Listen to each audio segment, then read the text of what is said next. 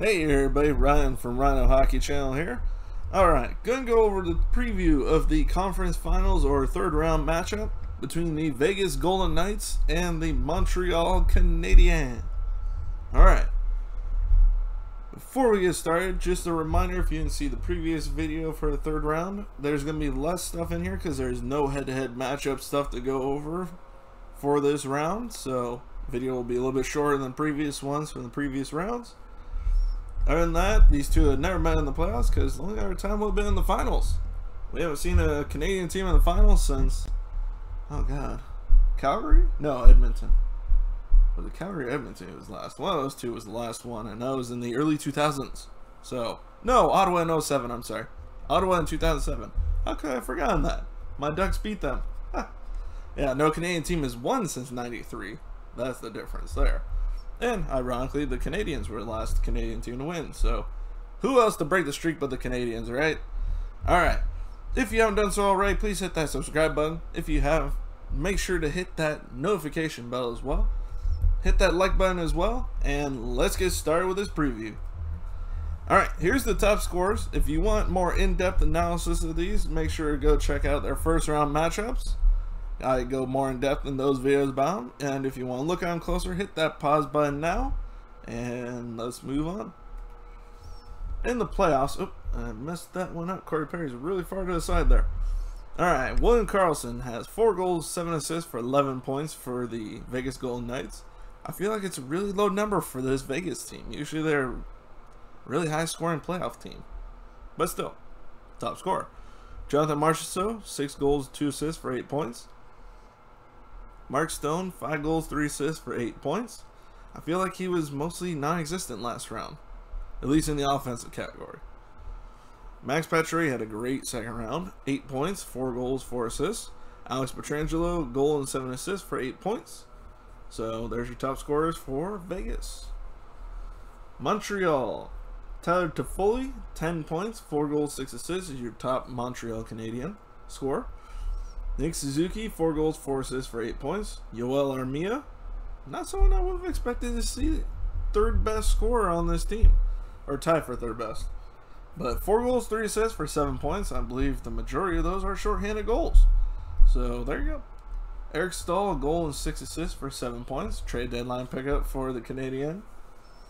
And Corey Perry, 3 goals, 3 assists for 6 points. Evidently, nobody needs to pick up Perry for his regular season play. Just play him in the playoffs. That seems to be when he excels. Ask Dallas, and now I'll ask Montreal. Alright, goalie-wise, same thing as these top scorers. Hit the pause button now or check out the first round matchups. Let's move on. Goalie-wise in the playoffs, Marc-Andre Fleury is the top goalie for Vegas. 8-4, 1.91 goals against average, and a .923 save percentage. Leonard is 0-1. He played the first game of the Colorado series, and from my assumption, it would be a good thing he didn't play the rest. 7.03 goals against average, ouch, and an .811 save percentage, ouch. Yeah, he did not have that good game one there, and I believe, is he hurt? I want to say, no, he's not injured, but yeah, he just isn't going to play with those type of numbers. Alright, Carey Price, 8-3 for Montreal, 1.97 goals against average, and a .935 save percentage. Well, this will be an interesting goalie matchup between Fleury and Price. Good numbers for both, so we'll see what goes on.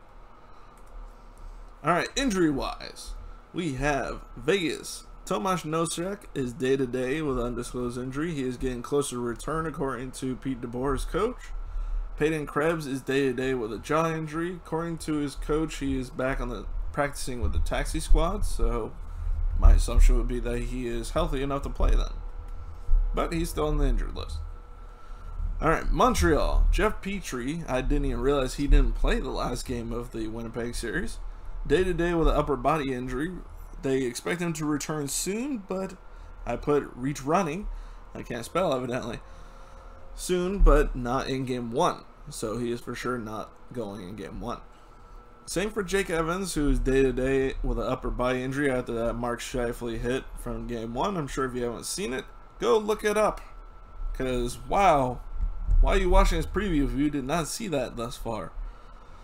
3 to 4 days, they say, until he returns, according to their coach. And I'm not going to try to say his name because I will butcher it. I'm not good with French names. But I don't see that being accurate. 3 to 4 days? The type of injury that dude had, I don't think he should be playing that quickly. I mean, look at Joe Pavelski 2 years ago when San Jose made it to the conference finals. He, in that game 7 against Vegas, he was literally lifted up and dropped to the ice and had his head split open, literally. Even with the helmet on, didn't make a difference. Still had a major concussion. Came back and did not look right. And then took a very light hit from Alex Pietrangelo in the conference finals and was out again with a concussion again. That's why you don't want to rush concussions. Let the guy rest. I know you need him, but let the dude rest. Don't want Eric Lindros on you. I mean, Grant Evans is not Eric Lindros, but head injury wise, you don't want that. John Merrill, day-to-day with an undisclosed injury, will make the trip to Vegas, which tells me he's close to returning, but not quite there. And of course, Jonathan Drouin, still out indefinitely with personal issues. I don't know what personal issues he's having, but he needs to get back to his team. They could use his offense in this round for sure.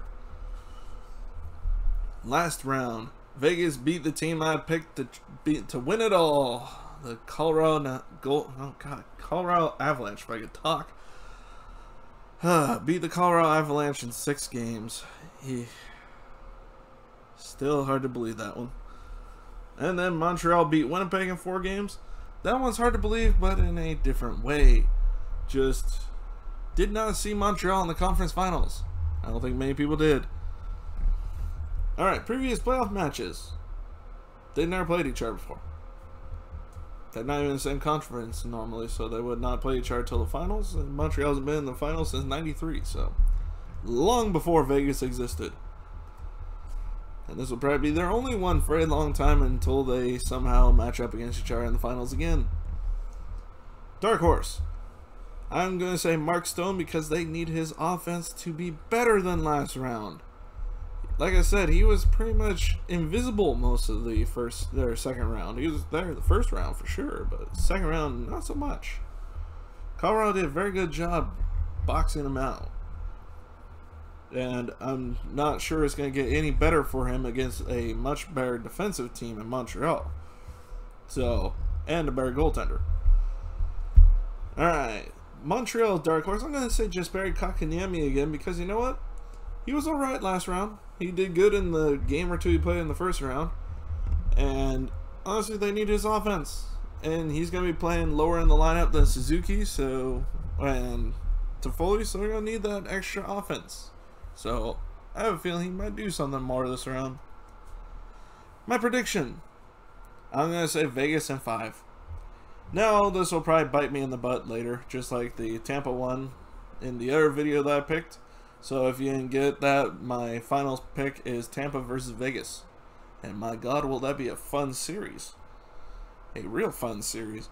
But thus far, that's pretty much most of the series ever since round 1 have gone the opposite of what was said. So, yeah. My guess is we're going to have Montreal versus New York Islanders. Which, don't think that could ever happen in the finals, but it could possibly happen this year. So, there you go. Alright, but I'm going to pick Vegas in 5 just because they are a dominant team. I mean, they beat the best team in the league. Granted, they were tied.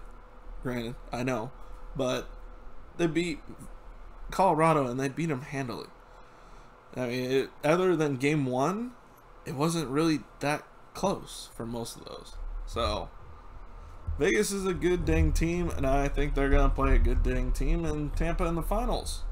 Alright, that's all I got for you today. I hope you enjoyed the video. If you did, please hit that like button, hit that subscribe button, and hit that notification bell. Other than that, make sure to comment, let me know what you think. Let me know if you have a different opinion, and that's fine if you do. And share the video, and I will see you all next video. Bye, everybody.